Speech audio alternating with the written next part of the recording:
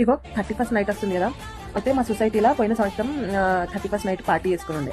అయితే ప్రతి ఒక్క ఫ్యామిలీ నుంచి అందరూ 1000 రూపాయలు వేసి సెలబ్రేట్ చేసుకున్నారు. అయితే ఈసారి ఏమైందంటే ఈసారి కూడా చేసుకుందామని చెప్పేసి అనుకున్నాం సార్ మా ఆడపడుచు. అయితే ఈసారి వదిన మీ ఇంటికి వస్తా అని చెప్పేసి అన్నది.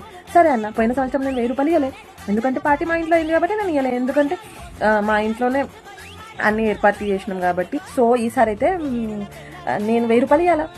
అయితే నేనేమన్నా సరే మరి చేసుకుందాము, ఎక్కడ చేసుకుందామని అడిగిన. అడిగితే అందరు అన్నారు మీ ఇంట్లో చేసుకుందామని చెప్పేసి అన్నారు.